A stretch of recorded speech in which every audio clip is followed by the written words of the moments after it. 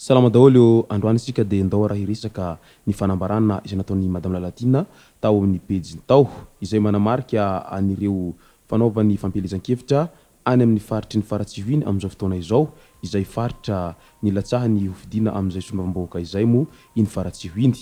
Fa milohan'izay dia aza dino ny manao commentaire ambanin'ity video ity mba afahana mandravona andreny hevitra rehetra naovantsika video manaraka eo. Aza dino ihany koa ny like ny videontsika ary tsarovy miabone amin'ny chaîne antsika mba afahanareo manaraka tsy tahapaka ny video zay lefa misy WATAWATA GASY toy izao ny fanaovana azy. Tsy ampendrely isika fa avy hatrany tonga dia vavany ndao ary. Eny nametra-pialana indray aho hoy Lalatiana hatrany. Ho fanajana ny lalàna manankery eto amin'ny tany Repoblikan'i Madagasikara dia nametra-pialana amin'ny maha-ministra ny fampianarana teknika sy fanofanana arakasa aho raha vao no amafisy ny CNI ny maha-kandida ahy amin'ny fifidianana sombam-bahoaka any Faratsihoany. Ramatoa Hanitra Razakabona, ministry ny asa, ny fampananana asa ary ny asa-panjakana no misolo-toerana vonjimaika izay isorako manokana etoana. Nanao famindram-pahefana izay mirahavavy ifantaka tanteraka amin'ny distriktan'ny Faratsihoany. Indray aloha aho manomboka eto. Ny tanjona dia mba ahazo maro anisa eny amin'ny antenimieram-pirenena ny voronantoko politika miaraka amin'ny filoha Andry Rajoelina mba hanamaro toerana ny fitondram-panjakana misy ankehitriny hoy izy hatrany. Fitokanana kize Faratsiho na inona aloha ambara dia eny an-kianja resy lahatra amin'ny fanohanana ny kandida laharana faharoa amin'ny bileta tokana sombam-bahoaka any Faratsiho ny vahoaka ny komina Faratsiho. Tonga maro nanotrona ny fanokafana ny foibena quartier général ny kandida atolotry ny vovonany Isika rehetra miaraka amin'ny Andry Rajoelina ao Faratsiho izy ireo ny talata 13 aprily 2024 lasa teo. Eny an-kianja ny fanandrinana fa tsy ety amin'ny tambazotra-tserasera amin'ny interneto tsy famafazana lainga sy tsaho no entina mandresy lahatra ny vahoaka fomba fiadiny kanosa tsy misy atokona raha teo ny manakarama mpikaramanady ka mamorona atsangatsy amanorana hanenjehana ny mpifaninana anaty tambazotra ireny. Isika vonina ary saha tanteraka hiatrika ny mpifanandrina satria manana vahoaka mpanohana mandroso hatrany miaraka amin'ny vahoaka ihany koa fa tsy mihemitra amin'ny fanaratsiana sy ny fanenjehana. Rendez-vous amin'ny 7 Mai 2024 izy hatrany. Kianja filalaovana basket ao Faratsiho taona maro dia nihahaka teo ilay kianja fa tsy mba nisy nanamboatra dia nitodika taty amiko ireo tanora no nanao fangatahana.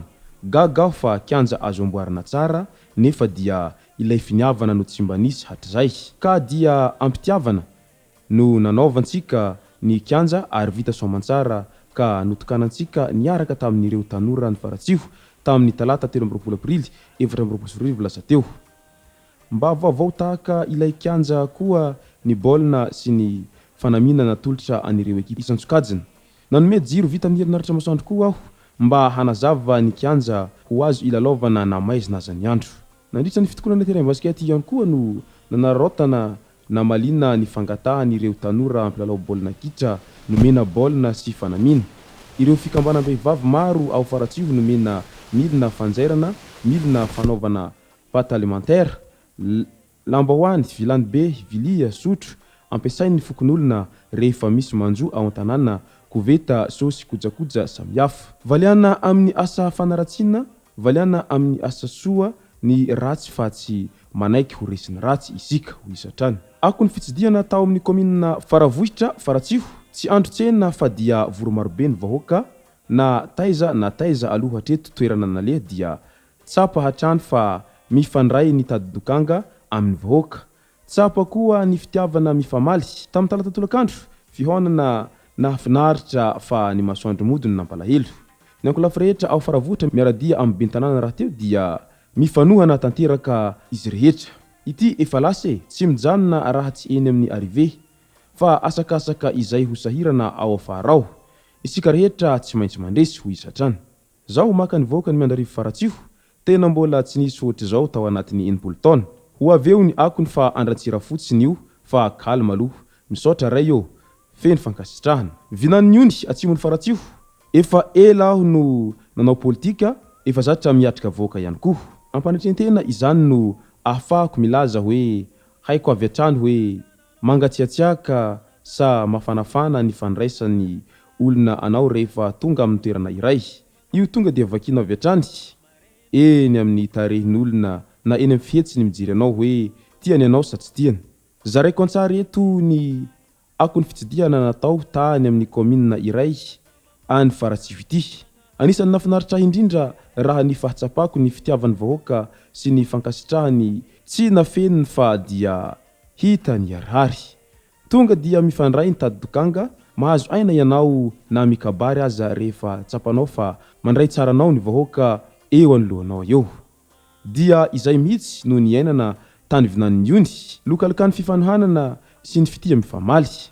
Ankasitrahako feno, nahazo tsodrano ny ray aman-dreny tany an-toerana raha teo tokoa ny praelistra amiko atoa Rakotondrazafy Chaine Clément dia tsy zoviana fa zanaky ny vinan'ny ony raha teo ka samby tompotany ho isatrany. Izany rehetra izany dia manamarina ary azo tsapain-tanana fa tena mafana dia mafana tokoa ny fampelezan-kevitra any Madame Lalatiana Rakotondrazafy any amin'ny faritry Faratsiho any amin'izao fotoana izao satria maro sahady ireo vahoaka no manaradia azy ary tsy vitsy ihany koa ireo vahoaka no vorolanina rehefa izy ny tonga ary manaraka antsakany sy andavany ireo kabary izay ataony. Ary hitatazana ihany koa fa tena mahatoky tena tanteraka i Madame Lalatiana Rakotondrazafy amin'izao ankatoky ny fampelezan-kevitra ho sombam-bahoaka izao satria mino sy matoky ireo vahoaka ny Faratsiho izy amin'ny fitiavan'izy ireo azy izay ary tsy hiemotra izy amin'ireo rehetra izay vinavina sy tiany ho kasaina hatao